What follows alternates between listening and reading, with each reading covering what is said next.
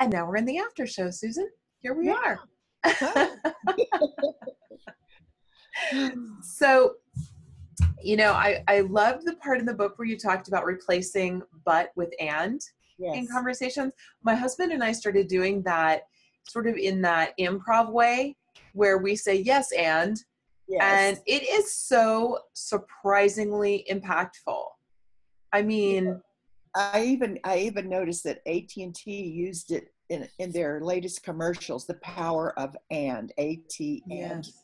And it is so powerful. And so I've been doing that for so long. It's impossible for me to say but, or when I start to, it's like, oh, do I really want to say but? And once in a while I do, and I mean it. But I feel like I need a big sign like right there in front of my, where I sit here working with clients all day. There. I just want the word and everywhere. Yeah. So I remember it's hard. It's a hard transition to make.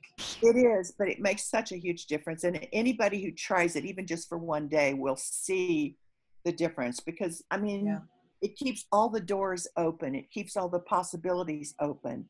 Yeah. And what happens a lot, even in feedback, we tend to say, I think you've been doing a really good job, but, and then we're, it's like, oh gosh, we're waiting for the sword to fall. Right. Rather than that, if we say, I think you're doing a real great job, and one thing notice that I think you could do even better is such and such and such. It's much cleaner. It has a totally different feel to it. Yeah. And it's still getting the point across. Exactly. So how did you end up where you are? What brought you here? Just staying awake and noticing. People always say, do you have an MBA in business? Did you major in psychiatry or philosophy or communication? No, I'm an English major. I love good literature. I read good literature all the time. And I think that has helped me write the way I write, because I love words and I know how powerful they are. Mm-hmm. But I think I just found my way here. And here is like big.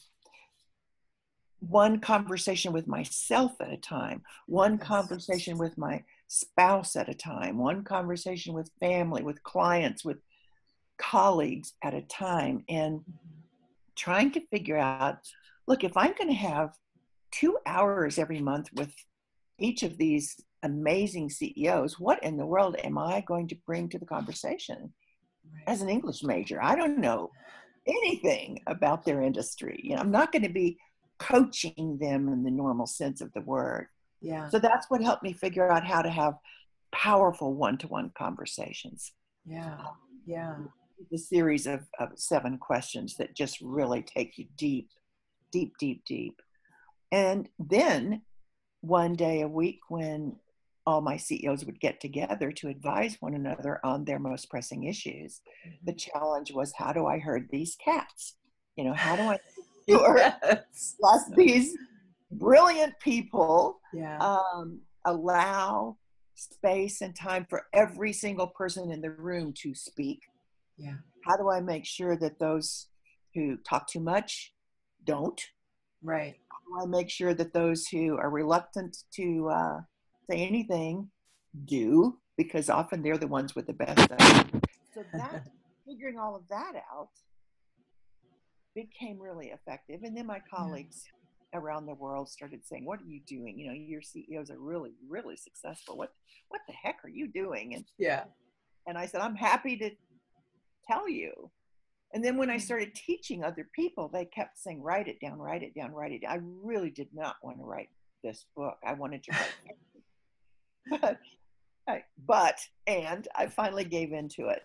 And what has happened has been amazing. I mean, there was, back when my agent sent the manuscript to the New York publishers, there was a bidding war over the manuscript, because the notion that business is fundamentally an extended conversation, that what gets talked about in a company, how it gets talked about, who is invited to the conversation determines what's going to happen and what isn't going to happen. That was all absolutely new. How funny is that? I know. I mean, so I feel really good about having been the one to introduce that, I don't know, understanding Yeah.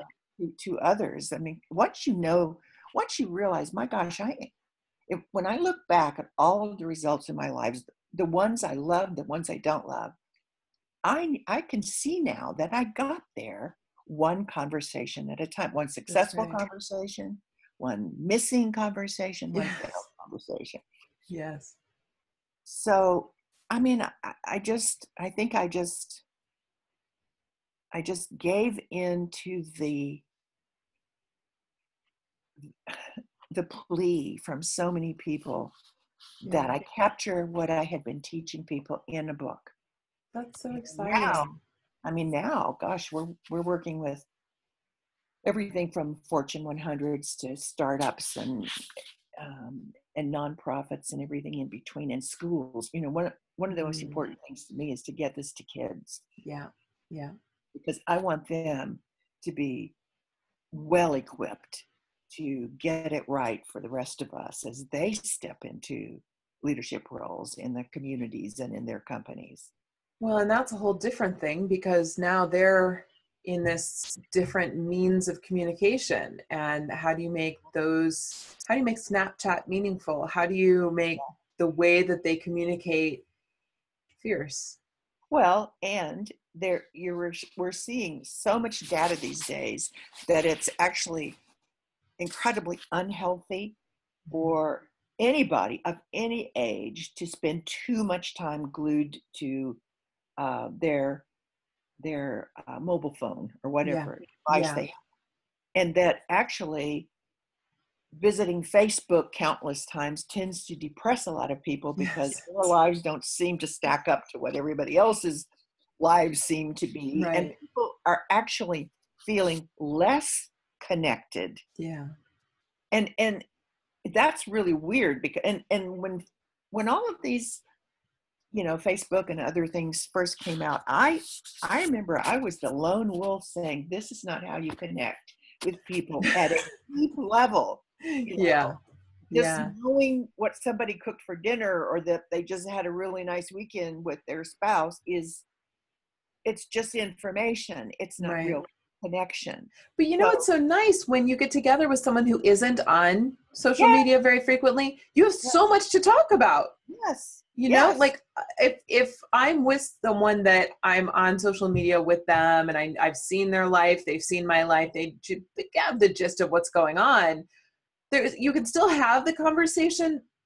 It's just difficult to talk about things you've already seen on. So, like, I already saw that. I don't need to know. That's the prevailing notions. Yeah, I saw you went to Florida. I don't need to hear more. I know, and not true, but not to be. This is going to sound terribly rude and unsocial, and I'm not unsocial at all. I have many friends, but you know, do I really need to know that you just bought a new crock pot, or do I really need to know that you know, spent a weekend in this place or that place? I mean, why is it important to you for others to know all of this stuff about you? That seems to me sometimes like